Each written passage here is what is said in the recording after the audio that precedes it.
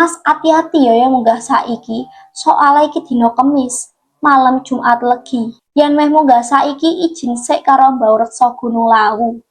Ben selamat lancar gak enek opo-opo tekan puncak. Merinding.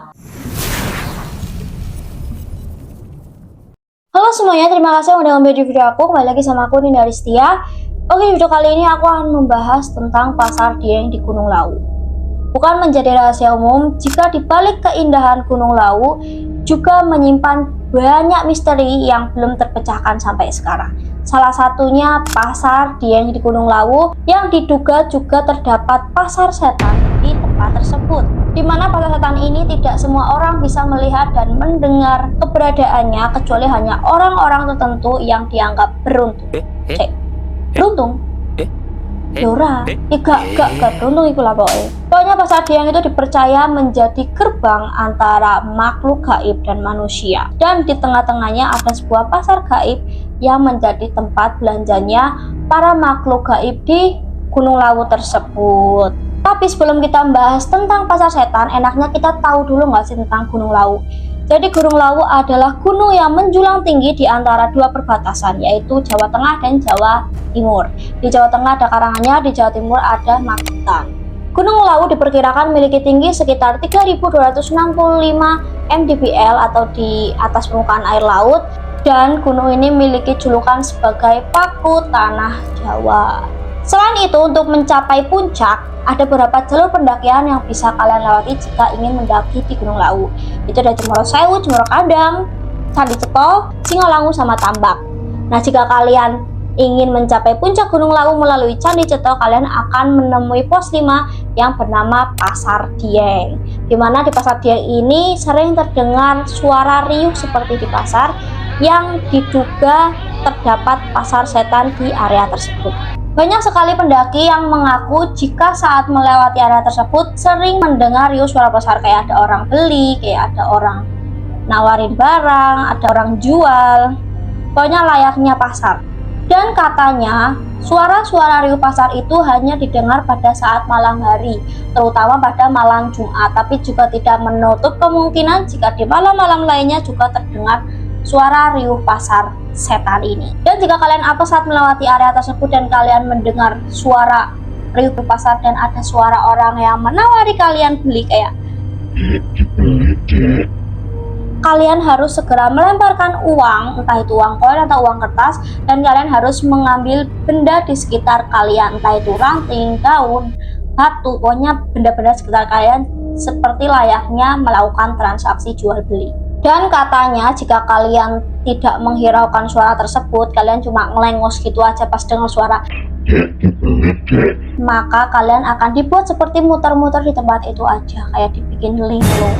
Tapi ini katanya. Aku juga nanti akan bawakan satu cerita horor yang diputer-puter saat tidak beli di pasar setan ini. Pokoknya simak sampai akhir ya, bre. Lokasi pasar setan juga dikaitkan dengan sejarah, di mana di lokasi tersebut dipercaya pernah terjadi pertarungan antara Prabu Brawijaya V dari Majapahit melawan Adipati Cepu, di mana dari pertarungan tersebut masih tertinggal energi-energi negatifnya sampai sekarang. Dan gak hanya itu, pasar setan juga diduga menjadi gerbang antara dua dimensi, yaitu dimensi manusia dan dimensi setan. Makanya banyak orang yang hilang di area tersebut, dan saat ditemukan mereka seperti orang linglung. Bahkan beberapa di antara mereka tidak ditemukan sampai sekarang. Lokasi di sekitar Pasar Dieng ini juga sering digunakan untuk ritual tertentu, entah itu sebagai penghormatan, meminta kesuksesan, atau ritual yang lain. By the way, aku juga nemuin satu cerita menarik tentang Pasar Dieng ini, di mana ada seorang pendaki yang terjebak di area pasar setan.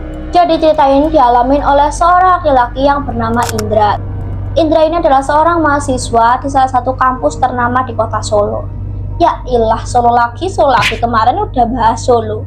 Cerita tentang pos angker di kota Solo, sekarang Solo lagi. Kalian bosan gak sih Solo terus?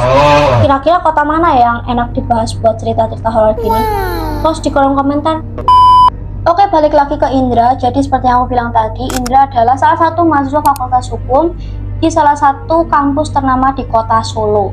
Bisa dibilang Indra ini orangnya nggak percaya tahayul. Dia selalu berpikir menggunakan logika dan tidak percaya tentang mistis-mistisan. Sampai pada akhirnya dia ngalamin sendiri saat muncak di Gunung Lawu. Jadi ceritanya Indra bersama ketiga temennya, sebut aja Wiwik, Endang, sama Yudi, memutuskan untuk muncak ke Gunung Lawu via Candi Ceto. Jadi 2 cowok sama 2 cewek yang naik ya. Pergilah mereka dari Solo ke basecamp Candi Ceto yang berada di Tawangmangu. Singkat cerita, mereka sampai di basecamp Candi Ceto sekitar jam 2 siang.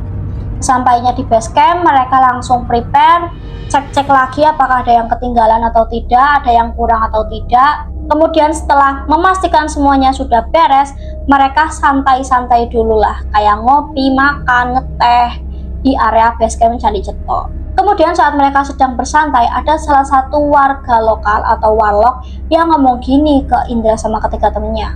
Mas, hati-hati ya yang udah saiki, soalnya kita mau kemis, malam Jumat lagi. Yang udah saiki izin sekarang mau Gunung Lawu, dan selamat lancar gak enek opo-opo tekan puncak. Merinding.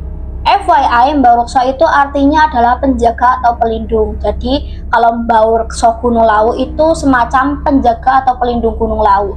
Warlock ini menyarankan untuk si Indra sama ketiga temennya izin dulu sama si penjaga Gunung Lawu, kayak Mbah misi mau muncak Gunung Lawu gitulah sebelum naik ke atas. Tapi peringatan dari warlock tersebut tidak dihiraukan sama si Indra dan temennya. Kalau si Indra cuma batin sambil nyopot kopi, ngomong ngopo. Terus ketiga temennya cuma mantuk-mantuk aja. Terus Indra itu nyeletuk gini, Allah setan lebih hantu atau apalah gue ini gak emek, gue cuma rusak logika adil wae. Pokoknya singkat cerita, setelah sholat Isya, Indra bersama ketiga temannya memutuskan untuk memulai pendakian. Mereka berempat memutuskan Indra sebagai leader dan Yudi sebagai sweeper, di mana ada Indra, Endang, Wiwik, sama si Yudi sebagai sweeper di paling belakang. Mereka mulai pendakian tuh.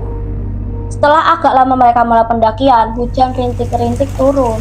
Yang lama-kelamaan tambah deras. Namun, hujan deras tersebut tidak mematahkan semangat Indra bersama ketiga temannya. Mereka terus mendaki Gunung Lawu, intinya terobos aja lah, mau hujan mau apa terobos. Setelah perjalanan agak panjang, Indra sebagai leader sering meninggalkan ketiga temannya di belakang. Ketiga temannya di belakang sulit untuk menyamai langkah Indra yang semakin cepat. Dan Yudi sebagai sweeper mau gak mau menyamai langkah kedua teman ceweknya kan, yang Endang sama Wiwi, karena langkah cewek kan pasti lebih kecil. Nah, karena ngerasa udah capek dan ngos-ngosan, Yudi sampai teriak ke Indra yang jauh ada di depan, "Indra, tunggu nih ngopo, teki napasku." Dan Indra yang ada di depan cuma nyaut, "Alah cemen we ki Yud, awakmu tok sing gede," gitu. Balas Indra yang gak sabar nunggu si Yudi sama ketiga temennya. Dia terus jalan sampai jarak antara si ketiga temennya dan Indra sangat jauh. Tapi di situ Indra bodo amat. Dia yang penting cuma sampai puncak, diriin tenda, istirahat, dah itu yang dipikirannya si Indra. Karena kesombongannya yang setinggi harapan orang tua, Indra tidak sadar jika dia telah salah jalan. Dimana dia yang tadinya mengarah ke puncak Gunung Lawu, ternyata dia salah arah ke arah lain. Lah, kalau kalian tanya kenapa temennya nggak ada yang ngetin, ya balik lagi, kan Indra jalannya kecepetan, temennya ketinggalan di belakang. Ya gimana mau ngingetin, orang mereka juga ketinggalan di belakang kan. Pokoknya Indra tuh jalan terus sampai tiba-tiba dia berada di tengah pasar. Dia melihat banyak orang melakukan jual beli, ada yang jual singkong, beras, ya layaknya pasar lah katanya Indra. Di situ Indra kaget dan kebingungan. Dia cuma batin, "Loh, bukannya aku mau karo konco, aku mau munggah Gunung Lawu ya? Loh kok iki aku wis dek tengah-tengah pasar?" Batin si Indra. Karena Indra ngerasa salah jalan, dia mencoba untuk kembali ke arah semula. Dia mencoba lari ke sana, lari ke sini, mencari jalan keluar, tapi ternyata Indra balik lagi ke pasar tersebut, alias dia cuma muter-muter di area pasar tersebut. Di situ Indra makin bingung lah. Dia nyoba tanya ke sini, ke sono, gak ada yang jawab. Dia nyoba tanya ke beberapa penjual di sana, "Pak, iki mau telat gitu Pak, Bu, iki mau telat gitu Bu." Tidak ada yang menjawab, semuanya bungkam, semuanya bisu. Seolah-olah orang-orang yang di sana itu tidak melihat keberadaannya si Indra. Karena nggak ada yang jawab, Indra terus mencari-cari jalan keluar sampai dia batin, ojo-ojo aku iki nang pasar setan sing jarene angker ndek Gunung Lawu. Dan gak lama setelah itu gelap. Indra tidak merasakan apa-apa. Singkat cerita, setelah Indra bangun, ternyata dia sudah berada di salah satu rumah sakit di kota Solo.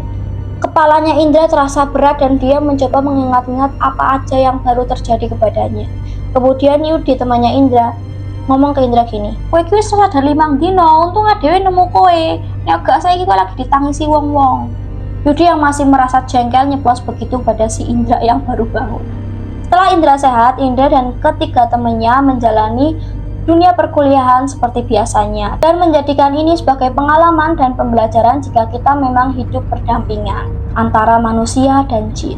So guys, itu tadi adalah misteri tentang pasar setan di Gunung Lawu dan pengalaman horor yang dialami oleh Indra saat dia tersesat di pasar setan Gunung Lawu. Di sini jika ada teman-teman yang pernah mendaki Gunung Lawu, apa kalian juga pernah mendengar pasar setan tersebut? Bisa kalian ceritakan di kolom komentar, atau kalian jika ingin menceritakan kisah kalian bisa langsung ke email di bawah ini atau ke DM Instagram aku Ristia Ninda. Kayaknya dari kemarin kita bahasnya Solo terus ya. Apa mungkin kita bahas ke kota lain ya? Kira-kira kota mana ya yang horornya kerasa banget? Kalian bisa komen di bawah. Dan jika kalian ada request, kritikan, saran, masukan, kalian bisa langsung ketik aja di kolom komentar. Jika kalian menyukai video ini, kalian bisa klik tombol like-nya, diklik tombol subscribe, syukur-syukur nyalain loncengnya, dan tinggalin jika kalian di kolom komentar. Sampai jumpa di video selanjutnya. Bye.